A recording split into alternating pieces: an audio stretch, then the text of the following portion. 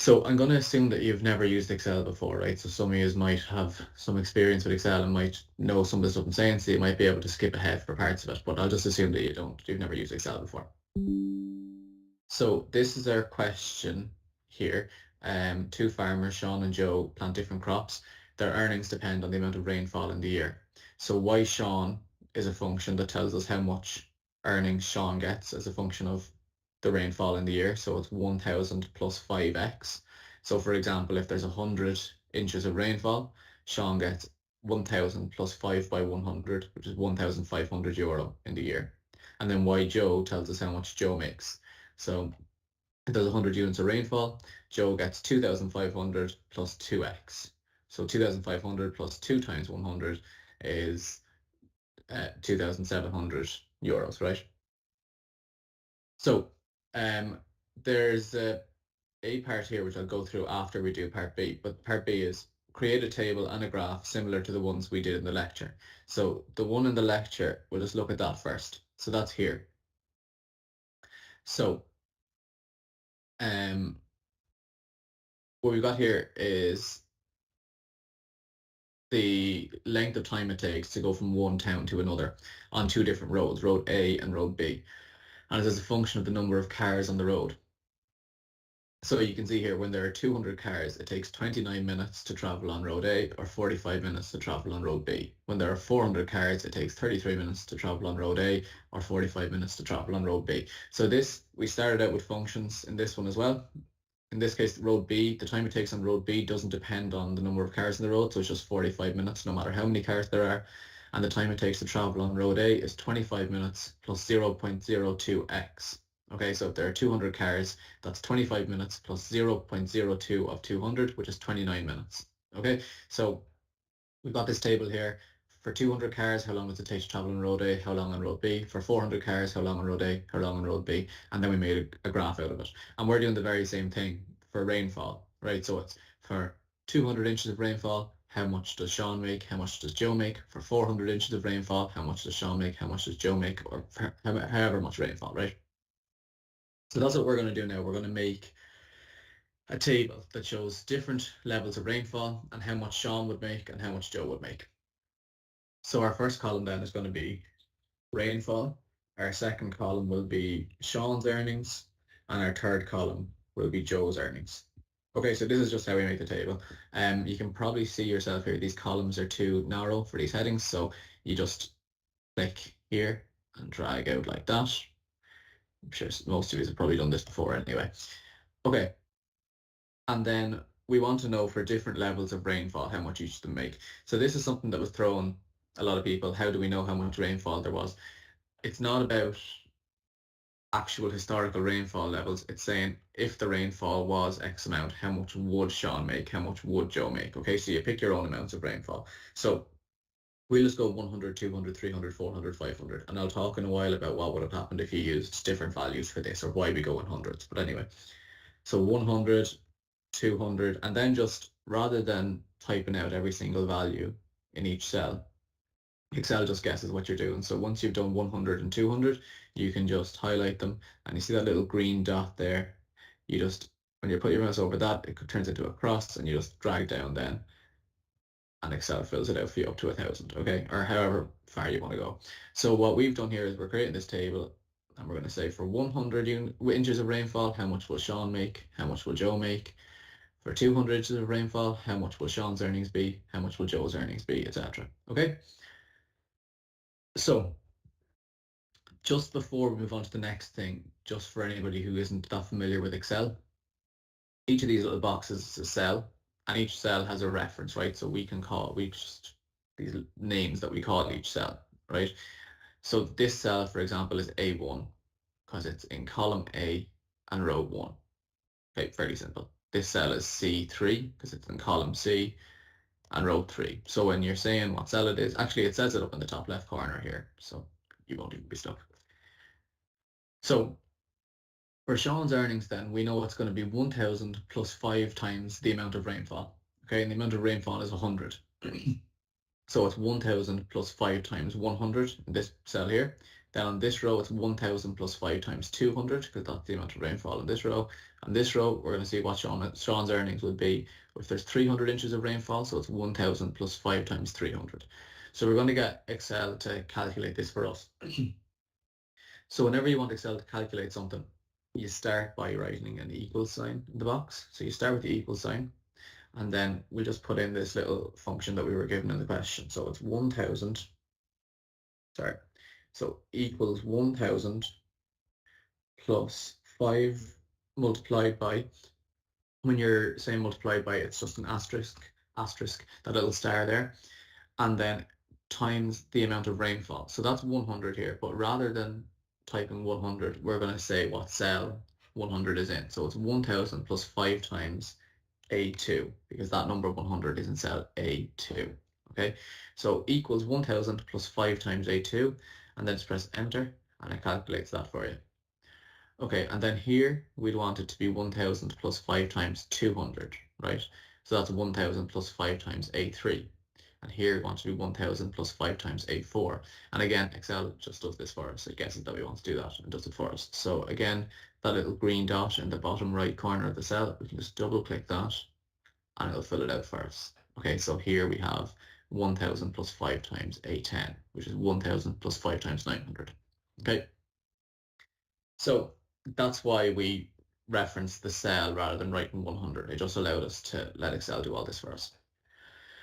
Okay, if you're watching back the video now, it might be useful to pause it now and see if you can do the same thing yourself for Joe's earnings. But I'm going to do it now anyway. So for Joe, then we have this. It's the same thing again. We've got this different function here. So this time it's 2,500 plus 2 times the amount of rainfall. The amount of rainfall is 100. So again, start with the equal sign, equals 2,500 plus 2 multiplied by, and the amount of rainfall is in A2, right? So in this row, rainfall is 100, and the number 100 is in A2, so it's multiplied by A2. And just press enter, and that's Joe's earnings, 2,700. And then again, you go to that little green dot in the bottom right corner, and your mouse becomes a little black cross, and you just double click like that. Okay, so this is our table now. So we've got our table here, and it tells us for any level of rainfall, how much will Sean make, how much will Joe make. So that's all we need to do to make the table.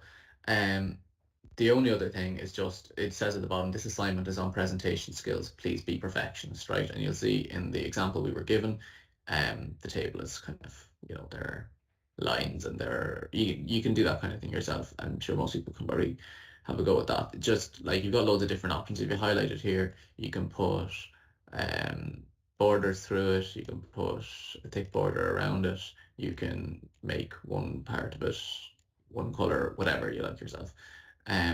Or also Excel will do some of this stuff for you if you want. So if you just highlight it and then you go here, format as table, it gives you all these different options, right? So you can click that, click OK, and it'll do this for you. These little drop down things are filters. You can ignore them. We're not using them. But again, you don't really need to do that. That's just if you wanted to make it look nicer, okay? But this is our table here. And then from this, we're going to make a graph. So remember, just in the slide and the lectures, this is the kind of graph we want here. Okay, I'll show you how to do this, and then I'll show you a slightly easier way of doing it, okay? So I want to come up with a graph. So we go insert up here, and then these are all the different charts that we can put in. So we can see here, this is kind of what we're looking for, a line chart, like the one we saw before. So you can just click this, whichever chart you want, right? Sorry, I'll get rid of that and show you. You've got all these different options. I'll just go with the first one here. So click this, and then you've got this kind of blank canvas for your chart. So your chart's going to go onto this, but you've got nothing in it yet. So now you got that there, if you right click on it and click select data, this opens up. So what we need are the two series are going to be Sean's earnings and Joe's earnings. Okay, like if we look back at this slide here, the two lines, one is road A, one is road B, we're doing the same thing. The two series are Sean's earnings and Joe's earnings. Okay, so sorry, let's get rid of what I typed there. So we're going to add a legend entry, sorry. And the first one is Sean's earnings. So the series name, I can just click on the box that has the name in it, the title, Sean's earnings. And then the series values, I'll just get rid of what's already in that and just highlight all the values for Sean's earnings. Okay, and that's done. And then you can add another series, which is Joe's earnings. So again, for the series name, just click on the cell that has the title in it, Joe's earnings, and then get rid of what's already there. And for the series values, just highlight all the values for Joe's earnings. Okay, so that's that done. And then our horizontal axis label. So you'll see down here, this should be the amount of rainfall. This should be saying when there's 100 units of rainfall, uh, Sean makes 1,500 and Joe makes 2,700. But it's not saying that, it's saying 1, 2, 3, 4, 5. So we just need to edit this. So click edit on horizontal category axis labels. And our axis label range, we can just highlight all the different levels of rainfall here. Okay, so this is basically our chart here. What we're just missing is all the kind of important stuff like the title, labeling the axes, and the legend. So if somebody looked at this now, they wouldn't know what these two lines mean because we haven't told them. So that's something we need to do first. So when you go up here, top left, add chart element, and you have all these different things you can add, right? So the first one we'll do is a legend, and you can put that wherever you like, at the bottom, for example, there, and it does it for you there. Sean's earnings is the blue line, Joe's earnings is the orange line, okay? Other things you might want to add, axis titles. So for example, you might want to tell people that the numbers along here are rainfall, right? That could be anything. That could be hours of sunlight, it could be temperature, it could be anything. So you want to write rainfall in there. I'll do this in a second. I'm going to get rid of this just to show you a slightly quicker way of doing this. This won't always work as well, but it does in this case, right? So if you just highlight all your data here, this is often, you can often do this. And you go insert, click recommended charts. Excel will have all these different options here, right? Like like charts that it thinks you might want to use. And it will often be the case that the chart that you are looking for is in this list here. So we're looking for either of these. So you just click that and it will have done most of the work for you. So and you have your legend, you have your two series, and you have the correct labeling or you have the correct numbers on the axes. So we got this. We still need to add the title, right? So our title is earnings as a function of rainfall. And then we need to add our axis titles as well. So again, add chart element, axis title for the primary horizontal axis here. This is the average annual rainfall in inches. We're told that in the question. And we should add a title for the vertical axis as well, which is annual earnings in euros.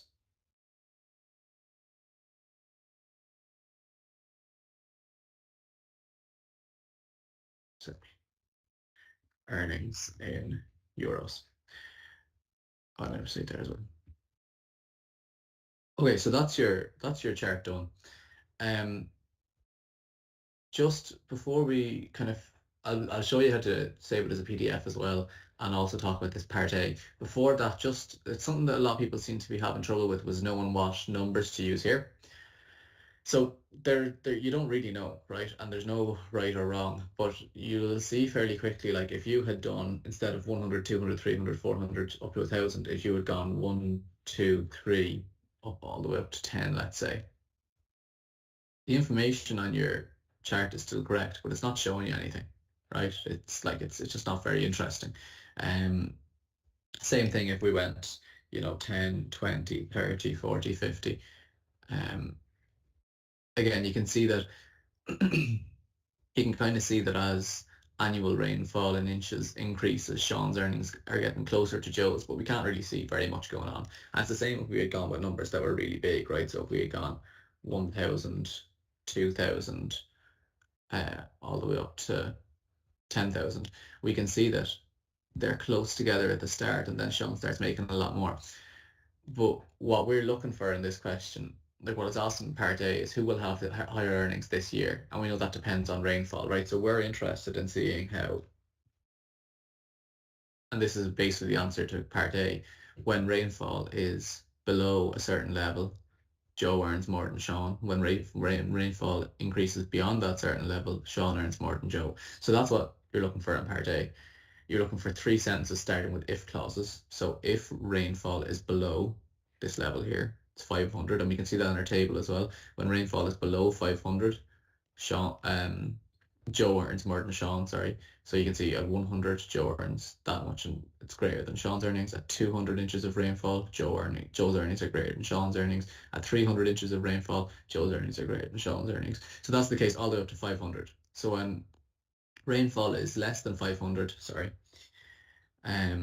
Joe earns more than Sean, because 2,500 plus 2x is greater than 1,000 plus 5x, okay, when x is less than 500. And then when rainfall is higher than 500 inches, Sean earns more than Joe, which you can see here for the same reason. And when rainfall equals 500 inches exactly, Sean earns the same amount as Joe. You see it on the table. When rainfall is 500 inches, Sean's earnings are 3,500 euro and Joe's earnings are 3,500 euro. Okay, so that's it done. I won't write out those three sentences because I've said them there basically, but you should have a fair idea now. You can see why I left it until second. When you've done your graph and your table, it becomes a lot clearer.